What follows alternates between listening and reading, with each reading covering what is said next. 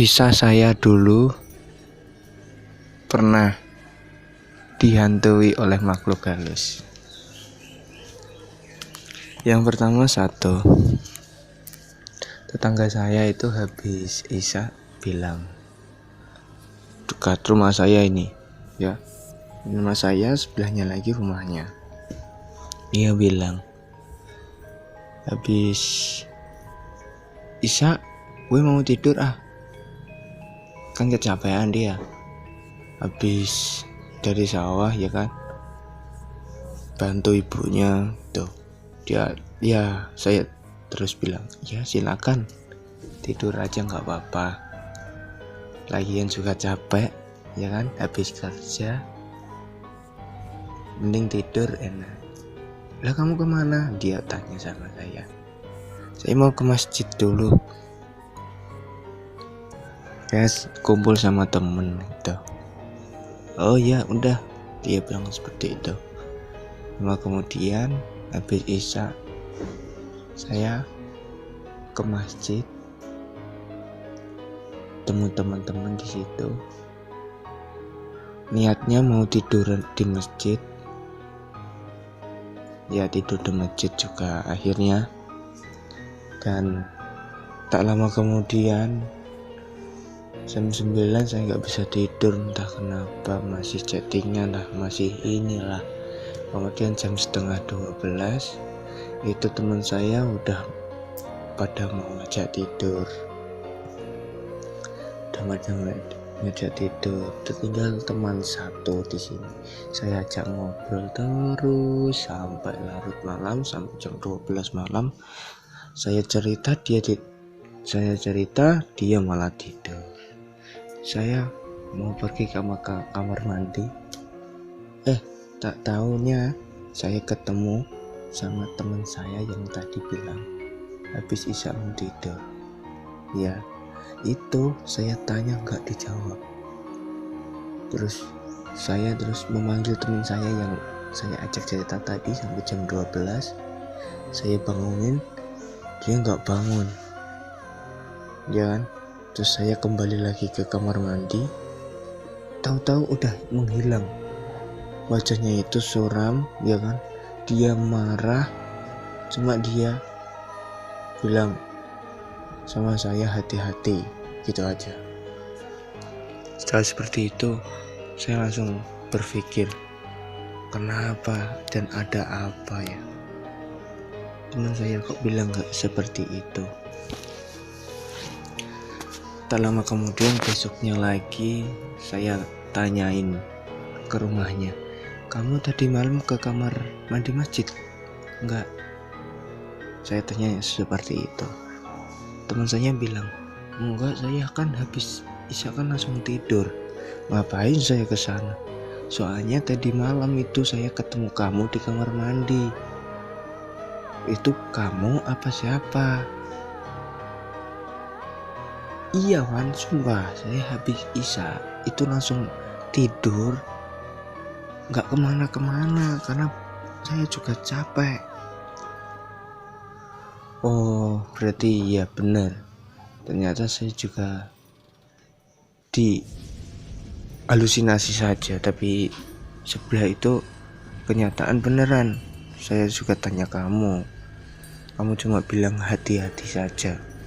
Terus malamnya lagi saya ke masjid sama teman saya bertiga tidur di masjid, ya kan. Saya di tengah, saya juga takut itu waktu itu.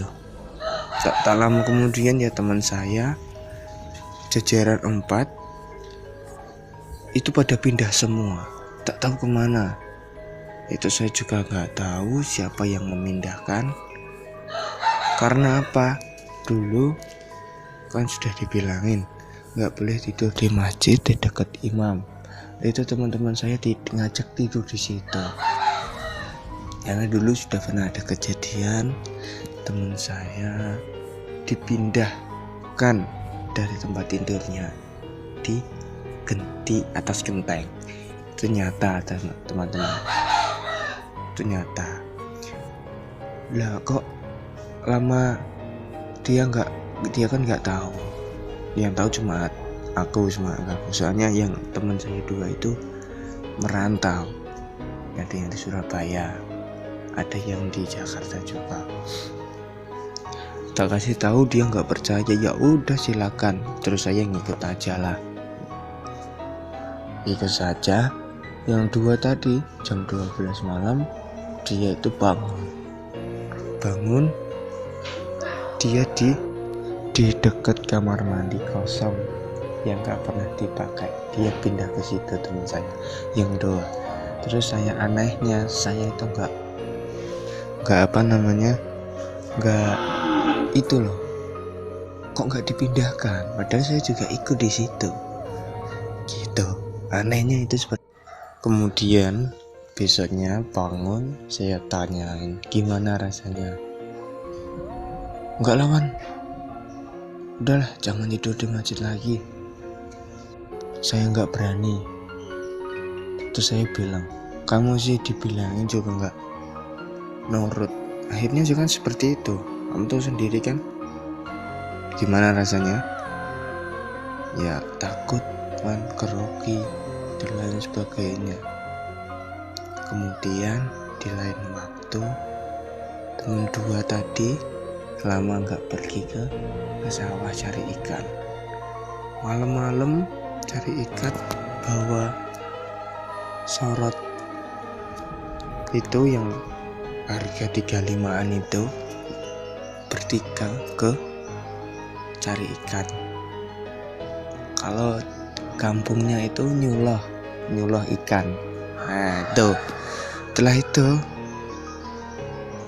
juga serem sih tempatnya, cukup panjang sawahnya, tuh nggak tahu. Ada ya ketemu ular, ketemu apa aja pokoknya ada terus.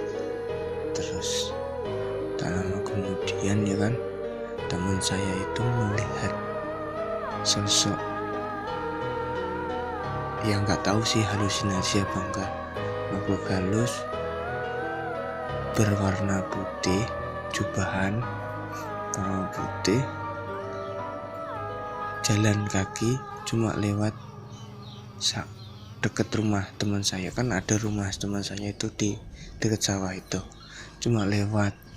Kok habis itu saya sorotin ada, terus saya biarkan lagi.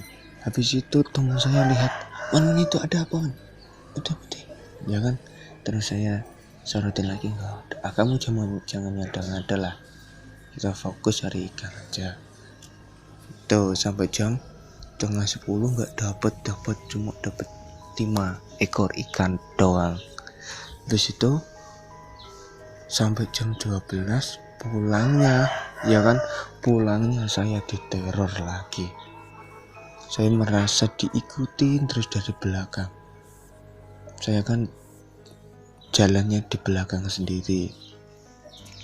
Saya tengok belakang juga nggak ada apa-apa. Saya merasa diikutin terus. Saya kan kalau dikayakan seperti itu, apalagi kalau diikutin orang, itu saya terasa ada yang ngikutin aku gitu. Terus saya terus jalan kaki, terus saya biarkan. Ini terasa bulu kuduk saya sudah merinding. Saya juga diam, biarin. Saya nggak ngerespon. Habis itu saya pulang ke rumah jam 12 malam, mandi. Habis itu saya tidur.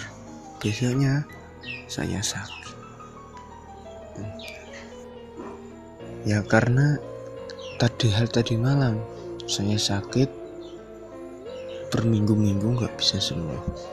Ditanyakan sama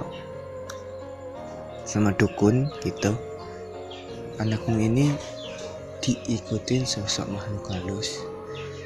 Ya makhluk halus itu berniat baik, cuma mau menjaga, tapi makhluk halus itu mau masuk di dalam raga saya, tapi nggak bisa. Akhirnya saya sakit, nggak kuat akunya gitu. Terus saya bilang gini, emangnya nggak bisa diusir apa mbak? Terus mbahnya jawab, ya bisa, tapi juga butuh proses dulu, tenang, sabar, nikmatin gitu. Iya bang, saya bilang, iya bang gak apa-apa, yang penting saya bisa sembuh gitu. Terus akhirnya dikirimkan sesajen kayak panggang, dikirimkan ke sawah sana. Akhirnya gang 2 hari, 3 hari, gang 3 hari dah saya sembuh. Nah akhirnya saya bisa kumpul teman-teman. Itu cerita saya dulu sama teman saya.